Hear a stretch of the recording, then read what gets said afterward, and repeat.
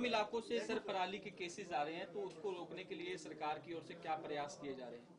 देखो, सरकार तो किसानों के लिए काफ़ी सब्सिडी की मशीनें भी खरीदी हैं, पैकिंग भी करते हैं, उसकी पैकिंग करके इंडस्ट्री में उसको हर साल बेचते भी हैं, तो वो भी काफ़ी हुआ। लेकिन इस बार काफ़ी बारिश की ज़्यादा रही, कहीं कहीं खेत गिल्ला था, वो मजबूरी रही होगी किसान की, क्योंकि उसने फसल अपनी जल्दी बोनी होती है। लेकिन फिर भी हम किसान भाइयों से अनुरोध करते हैं, बेनती करते हैं हाथ जोड़ के, भाई पराली को अगर खेत में ही खपाया जाए तो खेत की फर्टाइल हो जाता है। मैं खुद किसान हूँ, मैंने ये एक्सपेरिमेंट भी किया, पराली को खेत में खपा के आलू की फसल की, आलू बहुत होया। गेहूं की फसल करी, गेहूं बहुत अच्छी हुई, क्योंकि गेहूं की जब फसल बोते हैं तो बोते टाइम ऐसा लगता है भी खेत तैयार नहीं हुआ और घर के भी नाराज हो जाते हैं, भी गेहूं अच्छी तरह नहीं बोई गई। लेकिन वो फाने दिखते हैं ना दान के, उसकी वजह से है। लेकिन जैसे जैसे समय बीतता है, 21 दिन के बाद 25 दिन के बाद गेहूं का पहला पानी आता है, तो पानी के अंदर वो पराली बैठ जाती है कुछ, तो फिर गेहूं नजर आने लग जाती है। जब दूसरा पानी देते हैं तो पूरी तरह से पराली खेत में समा जाती है, और वो गेहूं का रंग जो है काला होता है गेहूं अच्छी होती है उससे। इससे किसान भाइयों से हमारा अनुरोध है, आप ये ट्रायल करके देख लें, पराली का खेत में खपाओ और उससे फसल ज़्यादा होगी, आपकी आलू की फसल भी ज़्यादा होगी, और जो सब्जी करोगे वो भी ज़्यादा होगी, गेहूं करेंगे वो भी ज़्यादा होगी।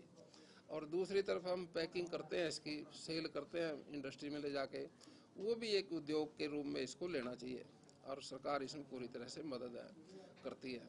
हरियाणा सरकार पूर्ण तौर से किसानों के साथ है, और 24 फसलें एमएसपी पे हमारे मुख्यमंत्री नायब सैनी जी, हमारे कृषि मंत्री देश के जो हमारे यहाँ, वो भी इस बात से सहमत हैं भाई हरियाणा प्रदेश ने बड़ा अच्छा काम किया। पूरे नंबर 1 पे हरियाणा प्रदेश आज नायब सैनी के नेतृत्व में।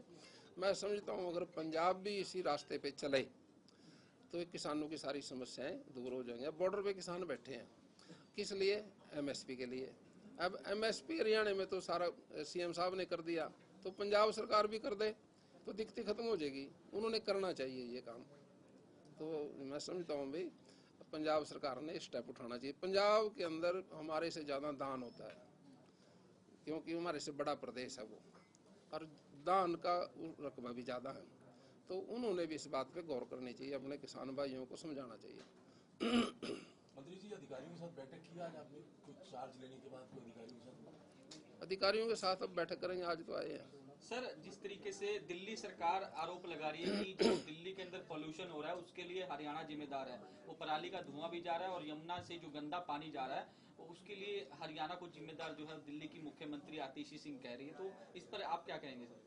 देखिए, बहन जी को दिल्ली के मुख्यमंत्री जो है, खेती के बारे में उसको ज्ञान तो है नहीं, वो चाहे दिल्ली के मुख्यमंत्री भी है, वो उनकी समस्याओं के बारे में उसको ज्ञान नहीं है। दिल्ली में कोई लंबी चौड़ी खेती तो होती नहीं। हमारे यहाँ एग्रीकल्चर का जो सिस्टम है हम अच्छी तरह से समझते हैं उसको, और किसान तो हमेशा देशभक्त है, अन्न पैदा करता है वो देश के लिए।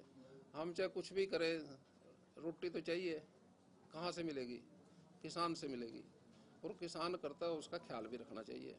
ऐसी बात नहीं है, किसान कोई राष्ट्र विरोधी नहीं है, वो तो मजबूरी में कोई स्टेप उठाता है तो अपनी फसलों के लिए उठाता है, खेत बोने के लिए, वो कोई ज़्यादा किसी दुर्भावना से नहीं काम करता कभी। सर, अब तक कितने मामले जो हैं वो लगातार ऐसी खबरें निकलकर सामने आ रही कि पराली जलाने वालों के खिलाफ एफआईआर जो है वो रजिस्टर की जा चुकी है? कितनी एफआईआर रजिस्टर की जा चुकी है अब तक? देखिए, मैं समझता हूँ सुप्रीम कोर्ट के देश की पालना तो करनी पड़ेगी, सरकार चाहे कोई सी भी हो।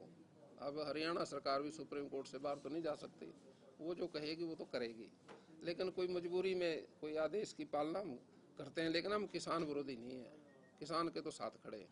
हम उनको यही समझाएंगे भी भाइयों, जो पॉल्यूशन खराब होता है उसमें ना तो आपके लिए फ़ायदेमंद है, ना उनके बच्चों के लिए फ़ायदेमंद है, ना आम नागरिक के लिए है। जो हम खेती करते हैं, खेती करने वाले गांव से बाहर जाके कुछ छोटी छोटी डेरों के अंदर भी बसे हुए हैं, हम उनको ये कहते हैं भी चारों तरफ आपके खेत है, डेरा आपका बीच में है, अगर हवा चल रही है ऊपरली खेत का आपके ऊपर डेरे पे आ रही है, उस समय में आप स्प्रे भी ना करो, ताकि उस हवा के जरिए से आपके डेरे में जहर ना आए। तो तरले पासा करो, जिस तरह से हवा इधर जा रही, जब इधर की चलेगी तो फिर इधर कर लेना। हम तो बड़ी चकसाई के साथ काम करते हैं, किसान भाई हमारे से ज़्यादा समझते हैं भाई हमने क्या काम करना है। वो हमारे से ज़्यादा साइंटिस्ट भी है और ज़्यादा समझदार भी है, लेकिन कोई मजबूरी में स्टेप उठाता है, उसकी कोई मजबूरी हो सकती है, लेकिन ऐसी मजबूरी में उठाया कदम कोई अच्छा नहीं होता। सर, एग्रीकल्चर विभाग द्वारा हाल ही में एक पत्र जो है वो जारी किया गया, जिसमें कहा गया कि यदि कोई भी किसान पराली जलाता हुआ पकड़ा जाता है तो ऐसी स्थिति के अंदर 2 साल के लिए एमएसपी जो है वो नहीं खरीदी जाएगी। इस बारे में आपको इंटीमेट किया गया था, नहीं किया गया था, और अब क्या इस लेटर को विड्रॉ कर दिया जाएगा, क्या रहेगा आगे? देखिए, रात को तो महकमा मिला मेरे को 12 बजे 1 बजे। अब मैं अपना गौशाला में गया, पहले तो गौशाला में जाके यहाँ आया। अब वो लेटर के बारे में पता करेंगे, हम रिक्वेस्ट करेंगे सुप्रीम कोर्ट से भी ऐसे लेटर जिससे किसान को नुकसान हो। तो हमारी इच्छा तो ऐसी नहीं है, कोई मजबूरी में स्टेप उठाना पड़ता है वो अलग बात। विभाग द्वारा जारी किया गया था सर वो लेटर, हाँ जी, कृषि विभाग द्वारा लेटर जारी किया गया था। तो कृषि विभाग तो मेरे को रात मिला, आज रात को। मैं तो अब करूँगा ना बात। कांग्रेस जो है वो लगातार ये कह रही है कहा जा रहा है कि फसल का उठान नहीं हो रहा। भूपेंद्र सिंह हुड्डा कह रहे हैं कि मंडियों में फसल पड़ी है और एमएसपी पर खरीद नहीं हो रही। देखिए, अब हुड्डा साहब बड़े आदमी हैं। हुड्डा साहब जब रैली करते थे, किसान भी उसकी स्टेज पे बैठते थे, आड़ती भी उसकी स्टेज पे बैठते थे, सेलर वाले भी उसकी स्टेज पे बैठते थे, सारे तो वही बैठते थे। वो हमने तो कहा था भाई इसके पास बैठोगे तो नुकसान हो जाएगा। तो भारतीय जनता पार्टी किसानों के पक्ष में है और किसानों के साथ मोदी जी हमारे और प्रदेश के जो मुख्यमंत्री हैं नायब सैनी जी, ये भी किसान है, मैं भी किसान हूँ। अब जितनी मैं समझता हूँ और जितनी नायब समझते हैं, इतनी कोई दूसरा मेरे ख्याल का नायब सैनी जी हमारे जो छोटे भाई हैं वो भी किसान की बात को समझते हैं। हम किसानों के पक्ष में है, किसानों के पक्ष में ये सरकार है। पूरे भारतवर्ष की कृषि प्रधान देश है, कृषि हमारा सबसे बड़ा सेक्टर है जिससे अन्न पैदा होता है।